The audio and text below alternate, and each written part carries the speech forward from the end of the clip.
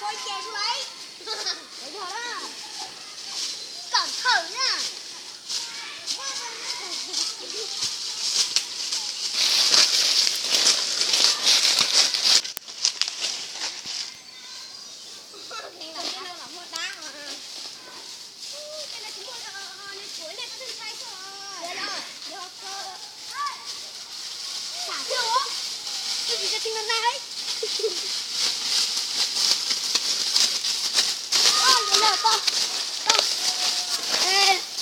Trong con chè bên chỉ cho bự nó ra.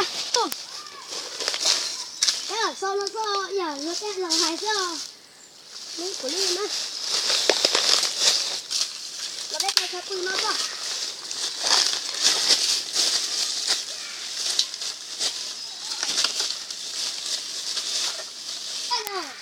Mua ai thì nó mới chè này cho này cái bộ tộc nó món này.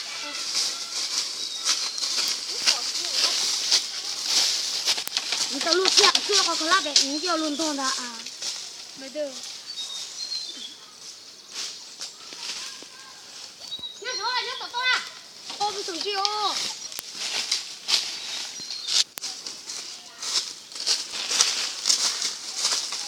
Không có đâu.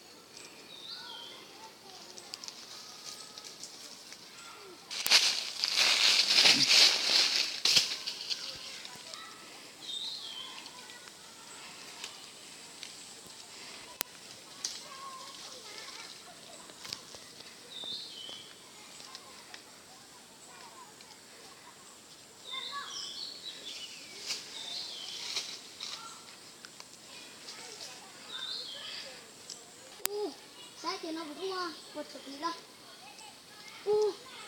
Nó chỉ số.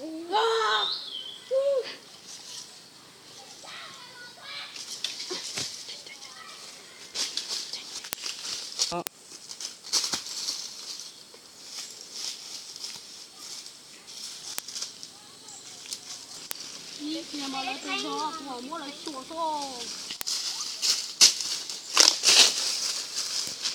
Hả? Đây là bên tí nó mua được bên nào? Ô của tao những cái tiếng của bố ấy tụi con đi liêu rồi đó chỉ trồng trái trồng đông nè.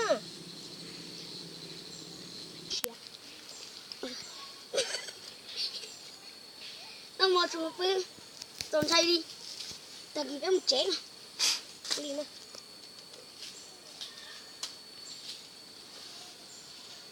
Nếu chỉ nó tao cũng quên tay đó, tao luộc kìa. Cái này nhá. Nếu không có cả. Chỉ mày lấy tứ rồi. Rồi mà cho tủa. Sao? Đúng hả? Nó chỉnh nó vào.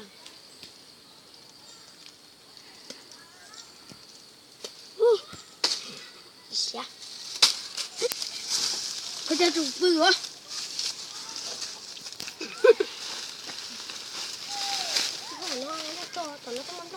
Ủa tao có một con mì.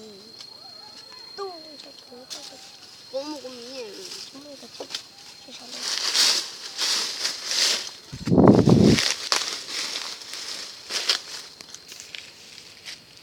Rồi đúng không? Tao mà tôm nó không đủ.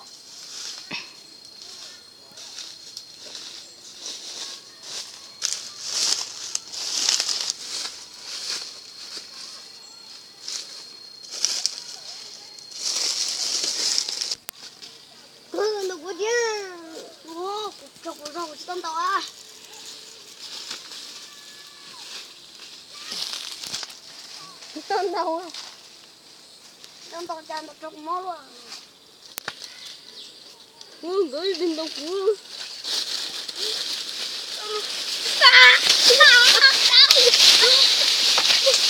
Nó không có